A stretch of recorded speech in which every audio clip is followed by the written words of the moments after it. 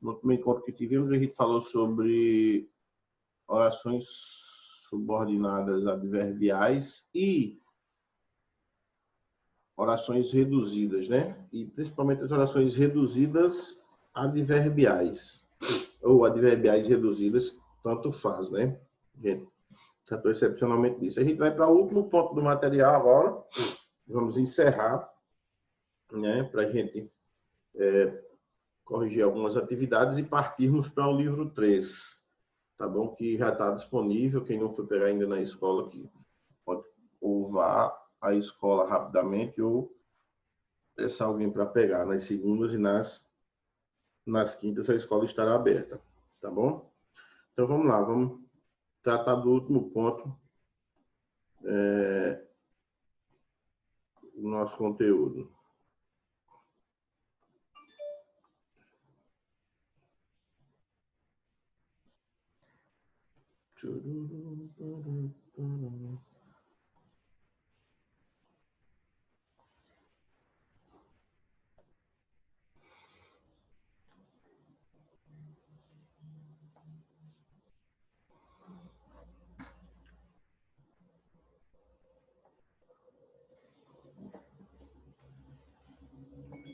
Bom, galera, nós temos aí, ó, se liga,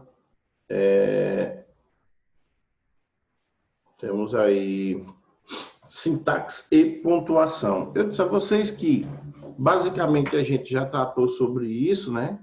Quando a gente fala em período simples, a gente fala sobre algumas questões relacionadas à pontuação, e período composto também, né? Principalmente quando a gente vê aquela questão da separação das orações subordinadas, tá certo? Se a principal vier antes, uso da vírgula facultativa nas adverbiais, tá certo? Nas substantivas nem usa, tá bom? E se a subordinada vier primeiro, vier antes da principal, aí sim, qualquer uma delas precisa ser separado por vírgula, tá certo? Então, funciona bem assim, ok? Então, são condições básicas. Só que aqui ele tem um apanhado, ele faz um apanhado geral, tá certo? Na sintaxe de como utilizar determinados sinais de pontuação, tá bom? Então, se liga lá, vocês têm aí, ó, como sempre, o QR Code, né? Deem atenção a ele, ok? Dê a devida atenção a esse QR Code, dá uma escaneada, ver o preâmbulo da tua aula aí, ok? Então, vamos aqui, ó. Tem uma atividadezinha rápida, vocês podem responder aí, tá bom? É só uma discussão rápida sobre pontuação, que a gente pode até corrigir depois. E aí, vamos a ela. Então, temos aí o seguinte, pontuação, tá certo?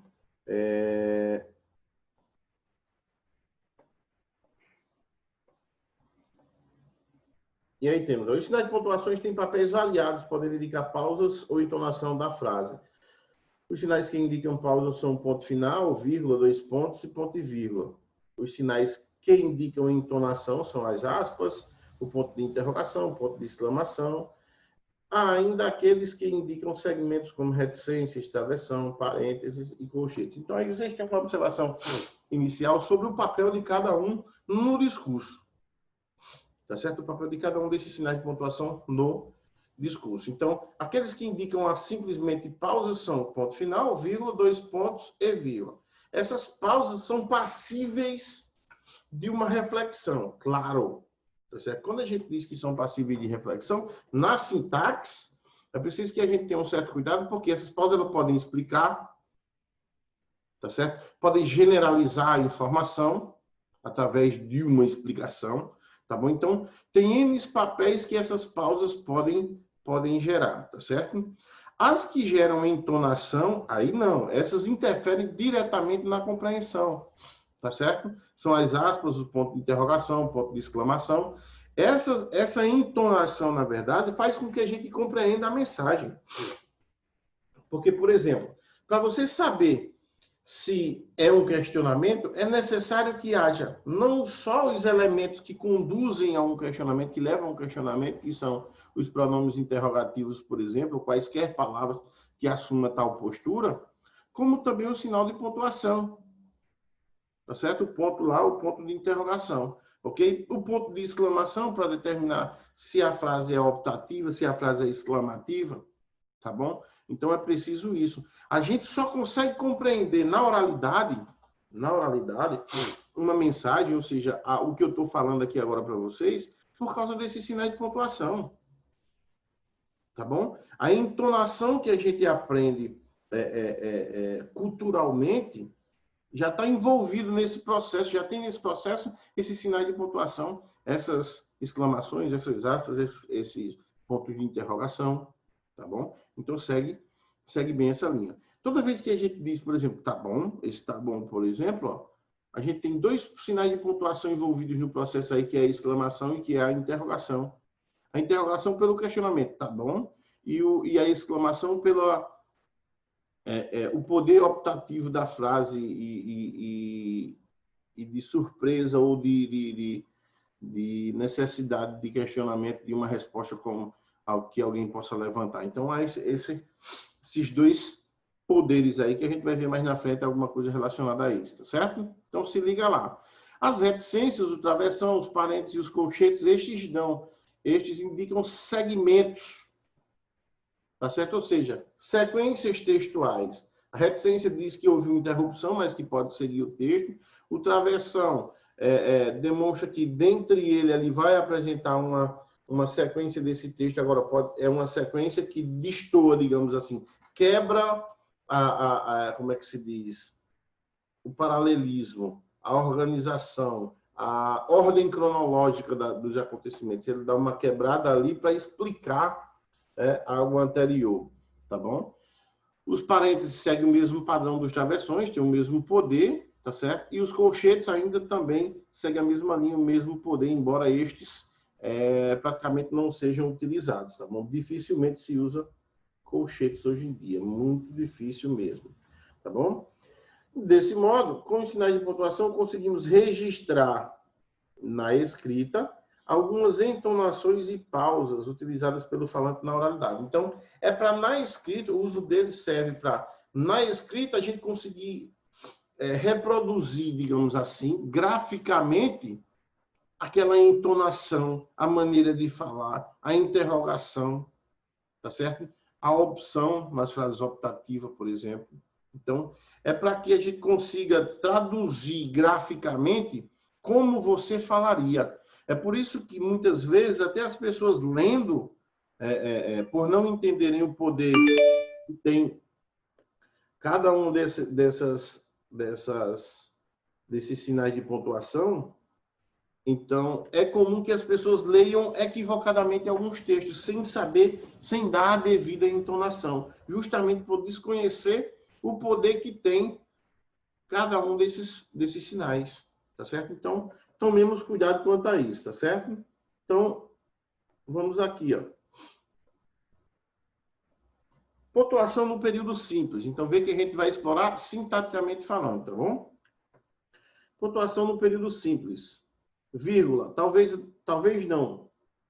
Um dos principais sinais de pontuação aqui, ó. Tá certo? Se não o principal, aquele que interfere diretamente no discurso, tá certo? Aquele que altera o discurso, tá bom?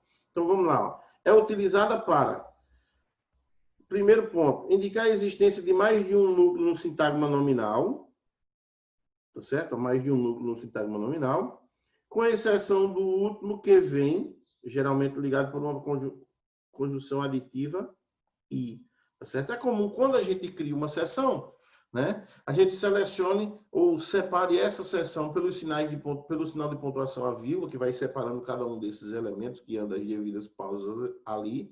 E o último elemento, tá certo? Normalmente, para a gente, digamos assim, determinar eufonicamente uma conclusão daquele sintagma nominal, a gente usa um conectivo e. Isso é comum. Optar por uma vírgula no lugar desse conectivo é possível? Claro que sim, tá bom? Só que não fica bem claro na entonação o encerramento daquele sintagma nominal, tá bom? Então, ó, como exemplo aí, nós temos ó, a serra, a faca, o punhal e a corda.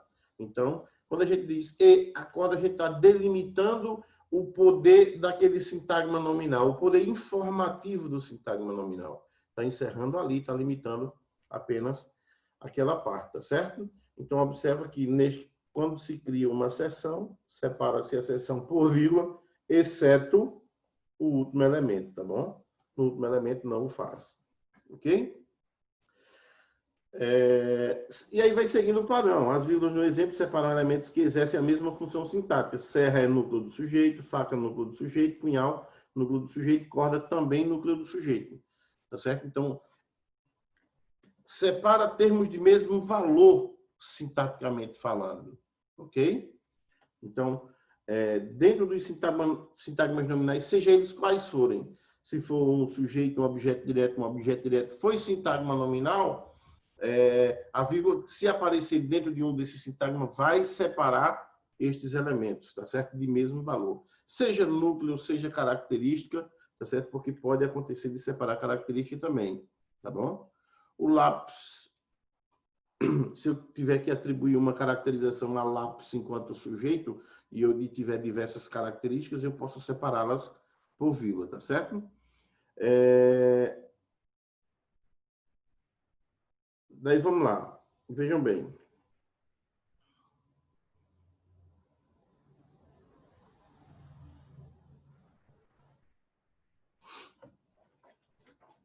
Se liga aqui, ó. Você vai neste exemplo aqui. Luciano cuidava dos velhos, das crianças de rua, dos mendigos e de todos que precisassem. Então, observem vocês que segue aquele padrão que eu disse a vocês. Agora não está separando mais o núcleo do sujeito, mas os periféricos, tá bom? Luciano cuidava de quem cuida de alguém, de alguma coisa. Cuidava dos velhos, aí ó, das crianças de rua, dos mendigos e de todos aqueles que precisassem. Então, é comum que isso aconteça também, como eu disse. Pode separar qualquer termo de mesmo valor sintático dentro daquele período, dentro daquela frase, tá certo? Aqui está separando quem cuida de alguém, cuida de alguma coisa. Então, nós temos um verbo transitivo indireto, tá certo? Então, nós temos aqui, ó, vários objetos.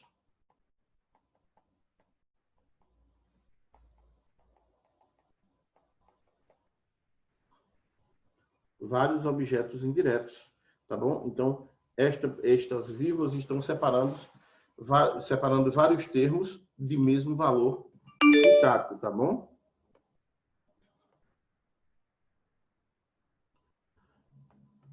Separando vários termos de mesmo valor sintático, ok? Observe que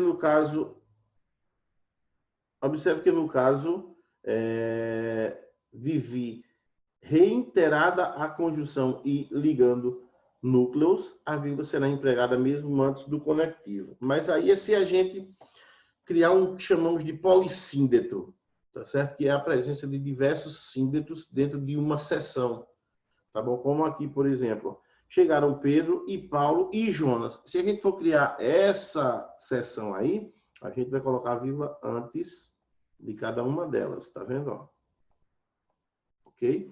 Porque a gente está associando esse conectivo ao elemento que vem depois, tá bom? Então faz parte deste núcleo, tá certo? Deste contexto aqui, ó, e Paulo e Jonas. Isso também é básico, tá bom? Segundo, no período simples, ó, isolar o aposto explicativo ou qualquer elemento de natureza explicativa. Claro. Por que razão que isso acontece? Porque um elemento externo, ele não faz parte do processo básico da oração. Por exemplo, a informação básica que temos no primeiro exemplo aqui é: o Rio tornou-se um dos maiores roteiros turísticos. A informação é essa, tá bom? O elemento externo que aparece aqui, ó, é este aposto explicativo. Então, dessa forma,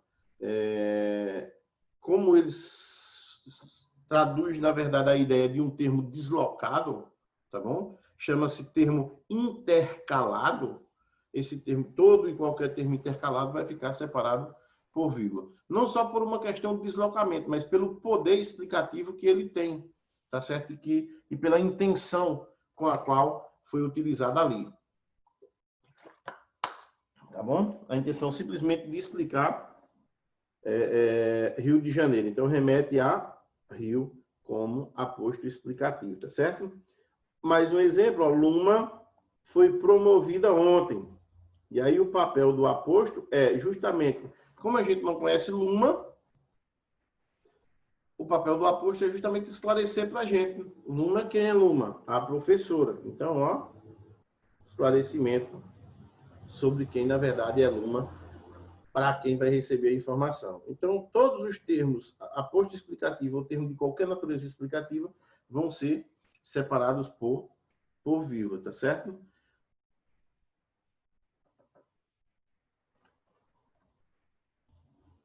Quando ele fala outros elementos de natureza explicativa, ó, essas expressões aqui, ó, tá bom? Elas têm sempre esse poder, tá certo? Ou seja, elas introduzem, na verdade, uma explicação do que foi dito antes, tá certo? Ou melhor, ou seja, isto é, tá bom? Então, estes termos, tendenciosamente, eles vão vir separados também por vírgula, justamente por introduzir essas ideias, tá certo? 3.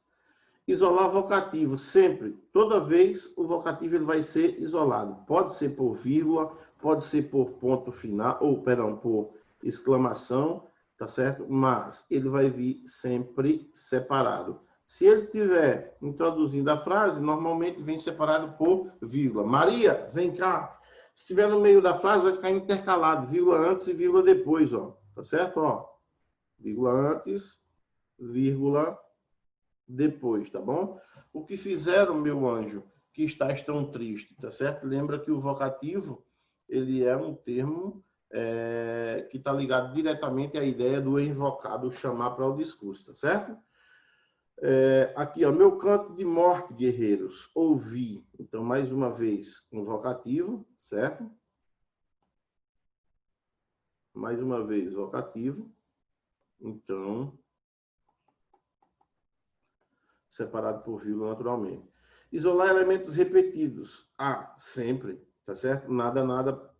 Nada pode separar o que Deus une. Esses elementos eles vão aparecer repetidamente assim, justamente para enfatizar, tá certo? Ou seja, para dar ênfase, ok, ao discurso, tá bom? Então, nessa situação, separa esses elementos por vírgula, tá certo? Esse livro é meu, e não quero que ponhas a mão nele. Segue o mesmo padrão, tá certo? Ó, também utilizado para dar ênfase, então separa estes elementos por vírgula, tá certo? Destacar adjunto adverbial no início da oração, se sua extensão assim o pedir, ou seja, se houver necessidade de realçar o adjunto. Quando ele diz isso é porque, na verdade, destacar o adjunto adverbial no início da oração, tá certo? Por vírgula, é facultativo. Tá certo? Ou seja, é opcional, tá bom? Ou seja, é opcional, tanto faz. Se a tua, depende da intenção de quem produz o discurso, se a tua intenção é enfatizar, é valorizar, tá certo? Aquela condição,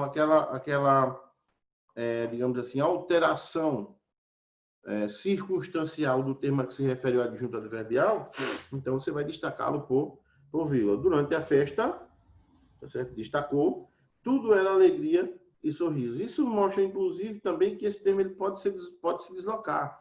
Tudo era alegria e sorrisos durante a festa. Naturalmente, tá bom? Não vai mudar semanticamente aquilo que pretende quem produziu o discurso. A posição desse termo aí não altera. Sempre que se iniciar uma oração, você tem essa opção de se iniciar por um adjunto adverbial, você tem essa opção de selecionar por vírgula, ou não separar por vírgula, ou não separar por vírgula. O detalhe é que se você separar, você está enfatizando, está valorizando, então está chamando a atenção para aquilo. Tá bom? Então, se utilizar de maneira equivocada também é perceptível com uma certa facilidade, tá certo? Mesmo acontece aqui, ó, às 10 horas da noite, tá bom? Então, mais uma vez separada por vírgula, ela saía da sala de aula, tá certo? Então, Aí ele fala aqui se sua extensão assim o pedir, ou seja, quando ele diz se sua extensão, ele fala sobre o tamanho desses adjuntos adverbiais. Porque se for simplesmente ontem, hoje, aqui não, aqui é durante a festa, é uma expressão. Então, geralmente, essas expressões a gente, para marcar o final do adjunto adverbial, usa vírgula, mais como essa ideia. Já ele reitera o seguinte, ó, observe que, nos casos dos adjuntos adverbiais não extensos, o isolamento do termo dependerá da intenção do escritor. Caso queira realçar o adjunto, deverá isolá-lo. Então, aquilo que eu disse antes sobre a ideia de depender de quem produz o discurso serve para as duas situações, tanto para a extensão dele, quanto se ele não for tão extenso, tá certo? O ideal é que, se ele for extenso, a gente use para marcar o fim dele, tá certo? Para marcar o fim dele, para determinar, na verdade, onde começa o sujeito, onde começa a oração propriamente dita, sem um termo acessório com os outros termos que dependem, dos quais dependem mais o discurso, tá certo? Se ele não for extenso, aí você vai optar por separar ou não. Aqui se faz, aqui se paga, por exemplo. Então, ó, veja que nesta situação nós não temos uma separação. E aqui, ó, aqui só há alegria. Aqui houve a separação, então é opcional, depende de quem produziu o discurso, tá bom?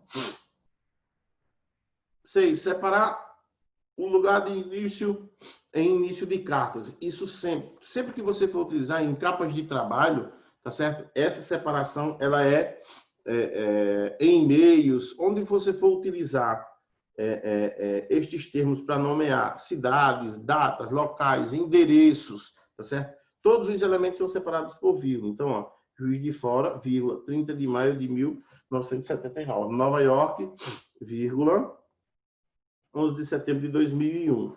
Então, se você for, por exemplo, colocar um endereço, aí coloca CEP, primeiro, nome da rua, vírgula, número da casa, vírgula, CEP do bairro, vírgula, CEP, ponto final, encerra o teu endereço, tá certo? Então, é sempre assim, esses termos são termos técnicos, na verdade, que representam informações isoladas, tá bom? Juiz de Fora é o nome da cidade, 30 de maio de 1979, não tem nada a ver com Juiz de Fora, é um outro termo isolado que transmite uma outra informação que não tem ligação nenhuma.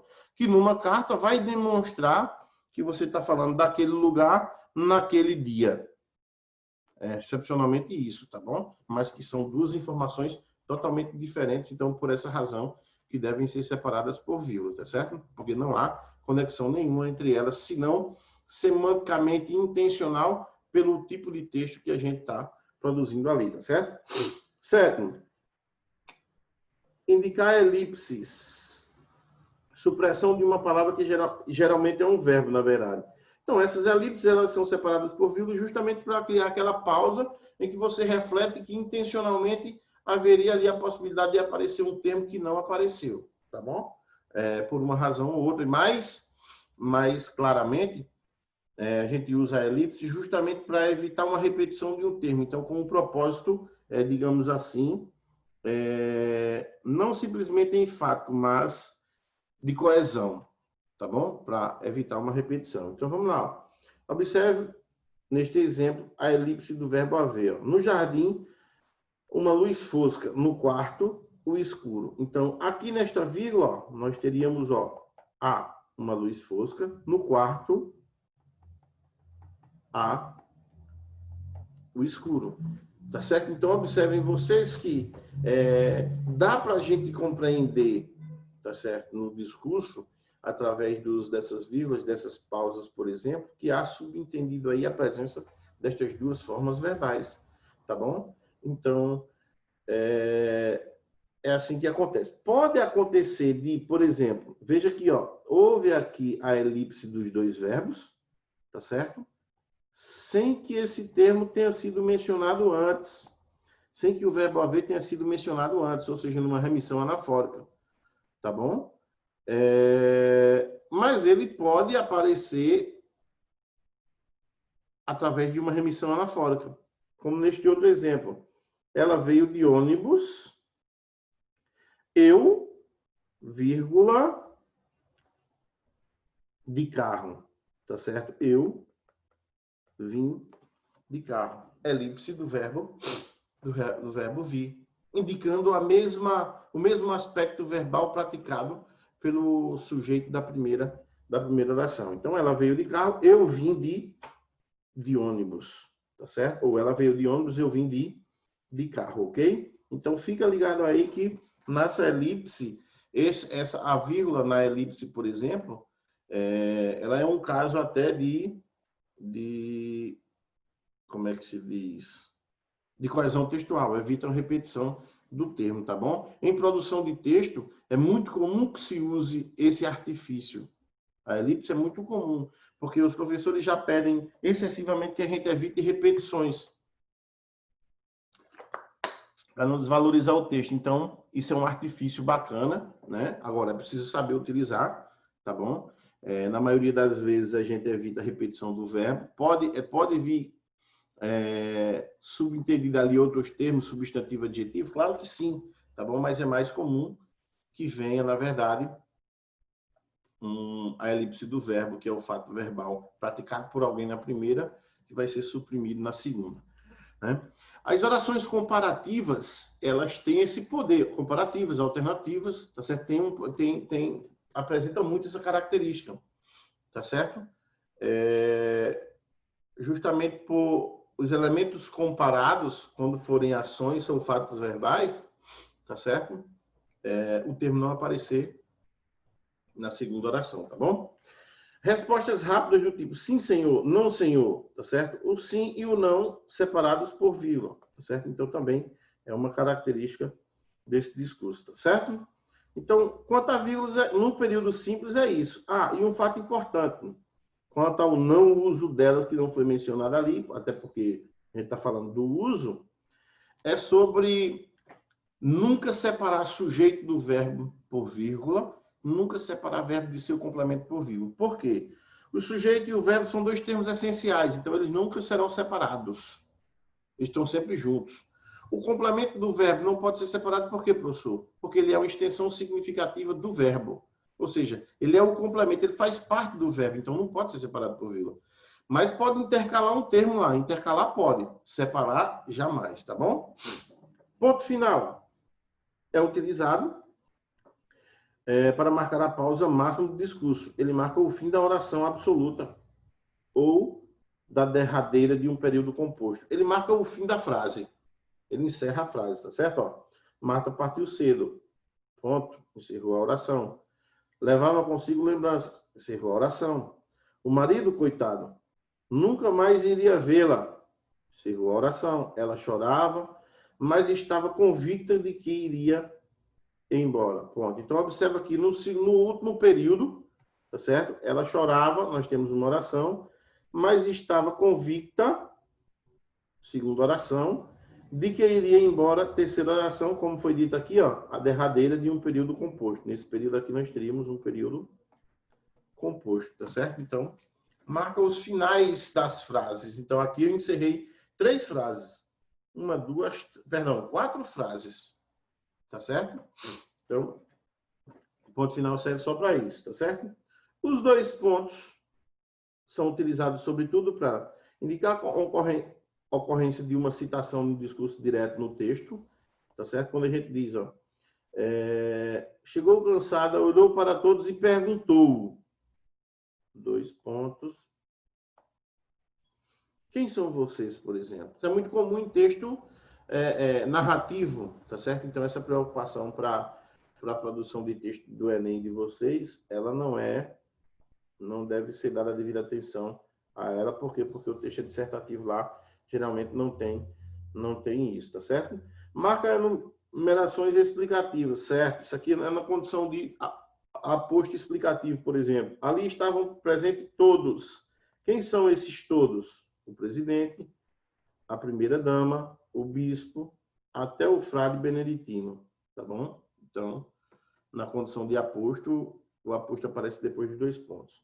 Indicar esclarecimento, síntese ou consequência do que foi anunciado. Também, não era um jovem forte, era a reencarnação de Hércules. Então, vê que ó, nós temos aqui, na verdade, um esclarecimento, digamos assim, né?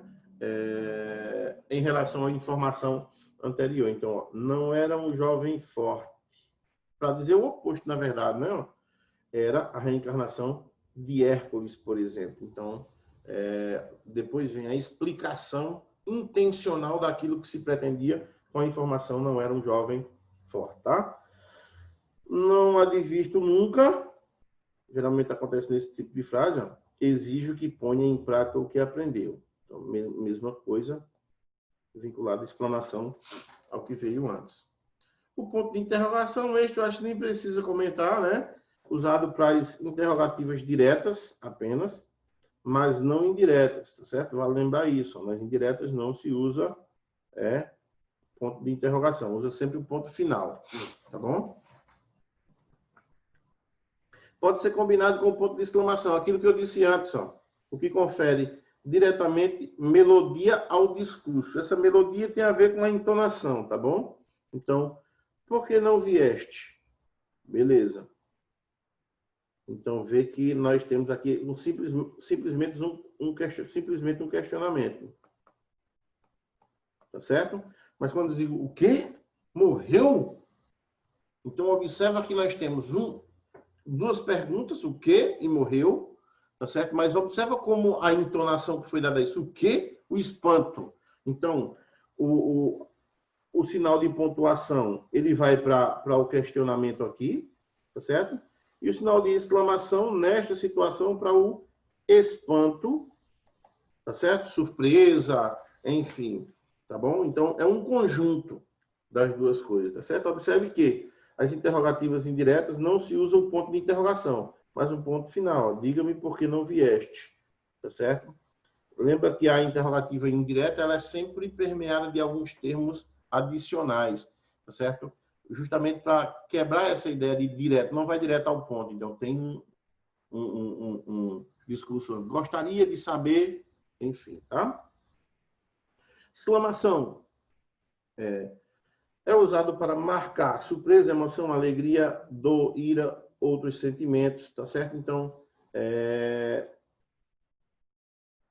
este primeiro item tem muito a ver com a entonação, tá certo? Com o que sente quem produziu o discurso naquela hora. Então, para demonstrar esses sentimentos, termina essas expressões com reticência. Que lindo, vocês dois brincando desse jeito, fantástico, foi demais a entrevista, tá bom? Então, vê que está mostrando o meu entusiasmo, digamos assim, com tudo aquilo que acontecera, tá certo? Então, é isso. O vocativo e apóstrofes, quando introduzidos por interjeições. Oh, Deus! Por que és tão impetuoso? Adeus, Rosa, adeus. Tá certo? Então, utiliza-se aí também esta exclamação por essas razões, tá certo? Principalmente nessas interjeições, tá bom? Principalmente nelas. No imperativo também, ó, vem logo, só estamos esperando por ti, vamos, tá certo? Então, o imperativo também faz uso dessas exclamações, tá certo, gente?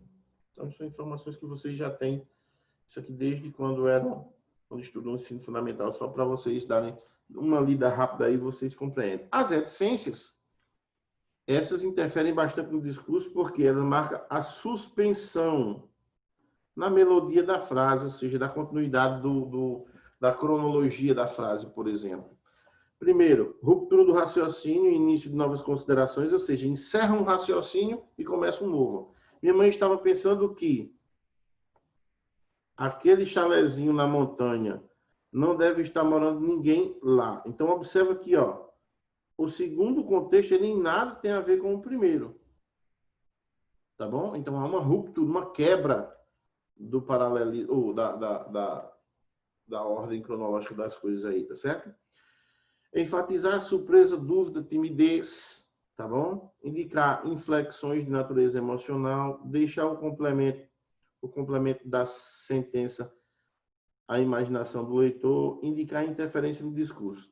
Então, antes que termine a aula aí, essa parte de reticências aqui, ela é de suma importância, porque num discurso, por exemplo, é comum aparecer história em quadrinhos, tá certo? Ele marca, na verdade, uma interrupção do discurso. Marca uma interrupção, tá certo? Então, essa interrupção é por N razões, tá certo? Eu preciso apresentar uma explicação ou um termo que quebra a sequência lógica daquelas minhas ideias, tá certo? Então, a reticência tem esse poder. Por exemplo, eu preciso exemplificar aqui com uma passagem de um texto. Então, eu vou pegar a passagem do texto, eu não preciso do texto todo, eu preciso só de um fragmento. Então, eu uso a reticência com os travessões antes, tá certo? E só as reticências depois, tá certo? No início da citação da referência do texto, eu uso esse tipo de reticências e no final dele, para marcar a interrupção, só os 3 pontinhos. Ok, galera?